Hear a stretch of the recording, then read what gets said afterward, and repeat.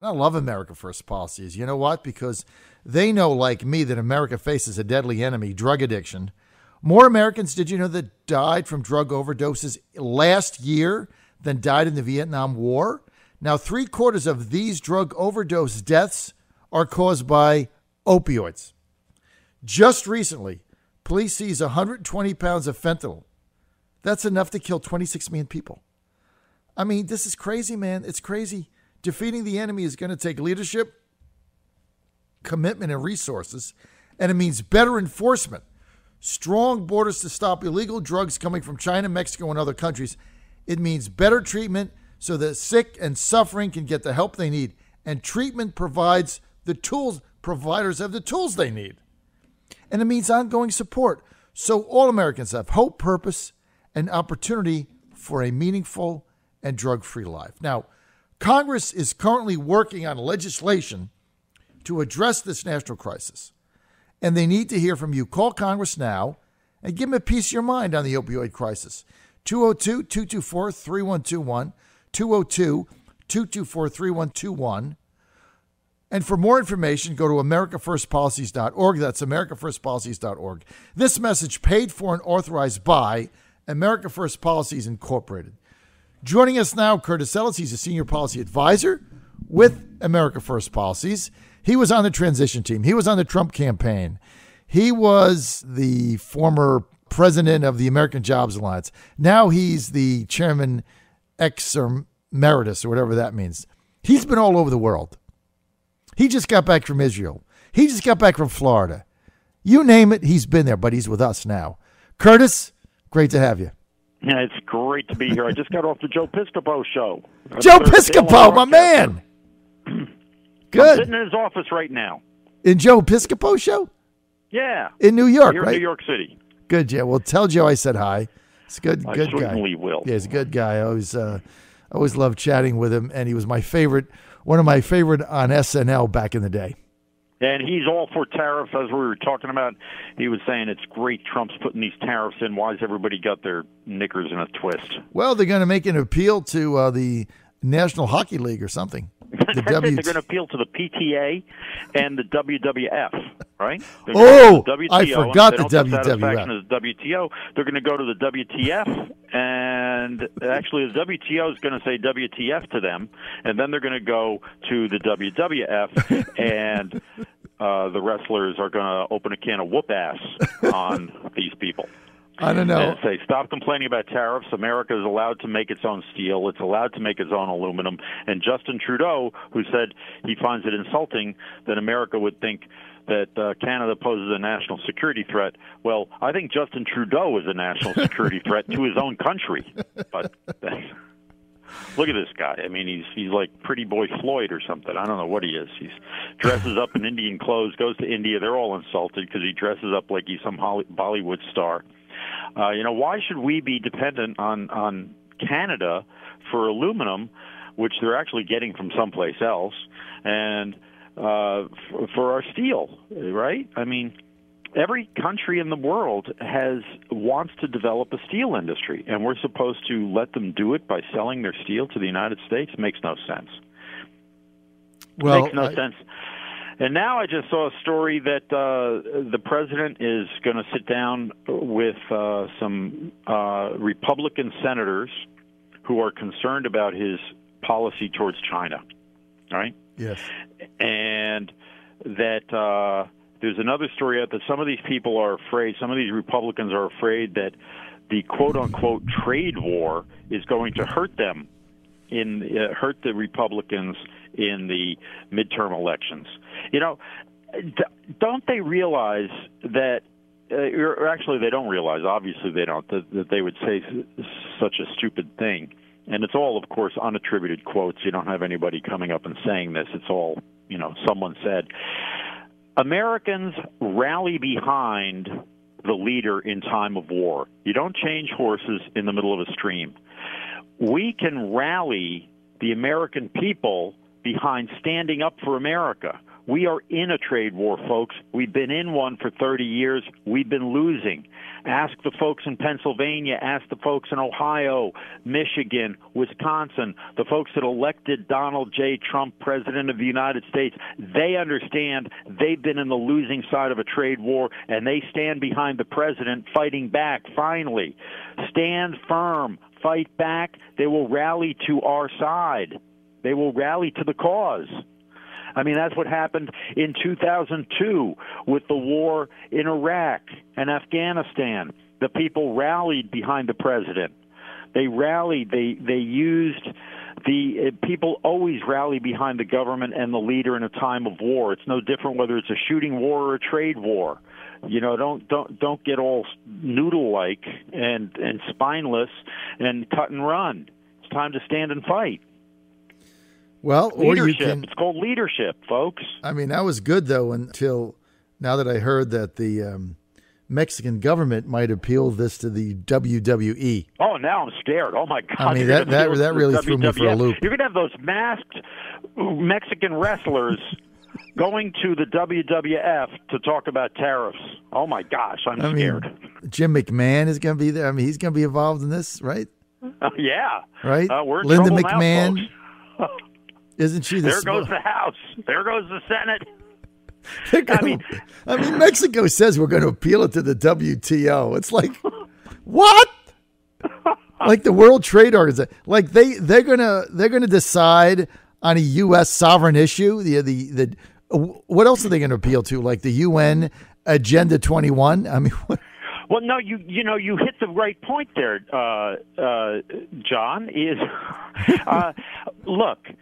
Who is going to decide what our policies are, what our trade policy is, what our national economic policy is? Are we going to decide it ourselves, or are we going to let the World Trade Organization and the United Nations and the United Nations Trade and Development Committee decide what's best for America?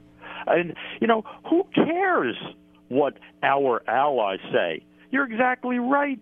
The European unions are complaining about the tariffs because it's good for us and bad for them. That's why they're whining. What are we supposed to do? What's good for them and bad for us? The more they whine, this is ridiculous. The more they whine, the better it is.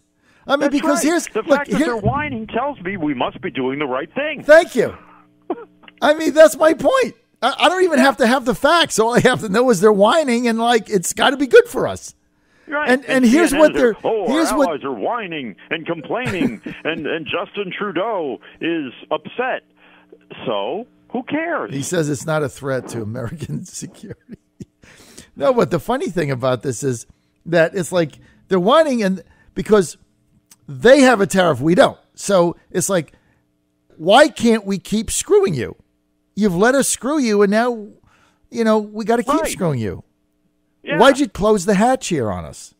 Exactly. Why did you shut the bar down? I've been getting free drinks. For hours. 30 years. Shut the open bar. The drunk's going to complain. I know. I come in every night. I get a couple free beers, and I've been doing it for 30 years, and now you're shutting it down.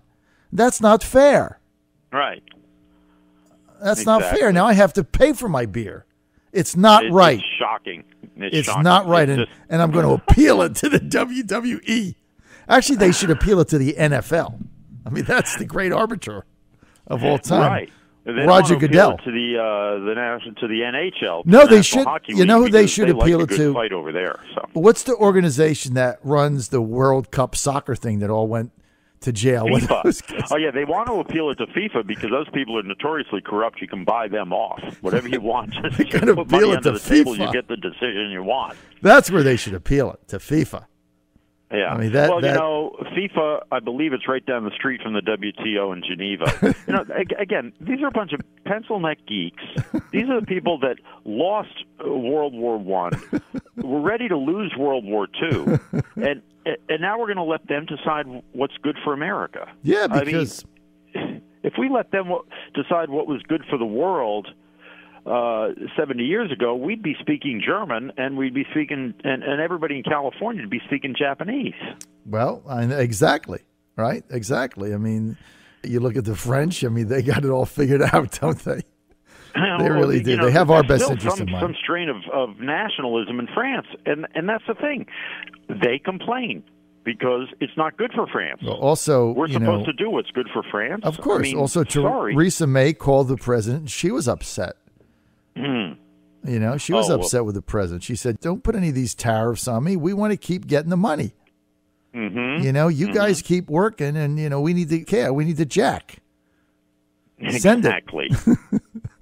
Curtis, just politics for a moment. That ad by Barbara Comstock against Shaq Hill in this primary, paid for and authorized by Barbara, that was a pretty hard-hitting ad.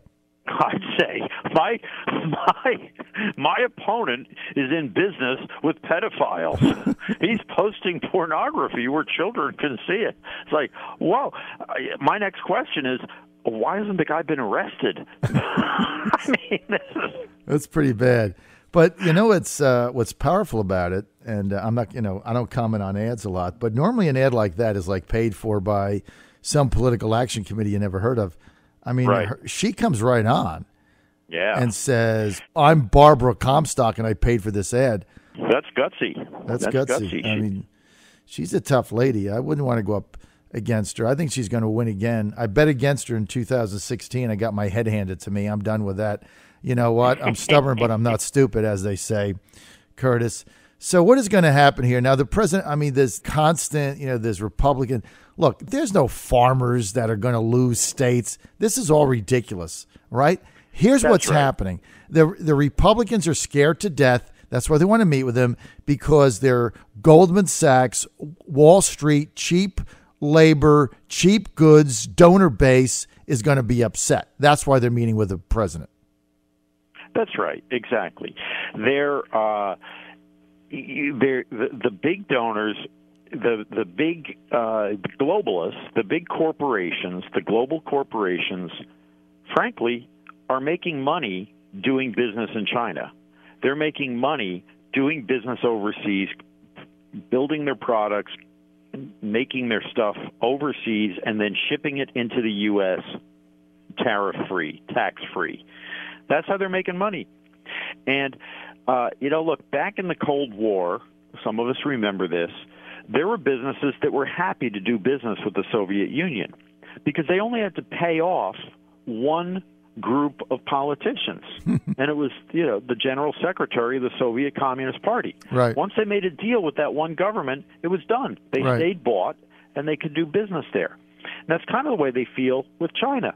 They don't care about America. No. They don't care about Americans. No. If they can make money by using slave labor in China, and all they have to do is pay off the communist bosses in Beijing, they'll do it. Fine. Good with them. They don't have to make contributions every 2 years, every 4 years, every 6 years, every time there's an election, because there ain't no elections in China.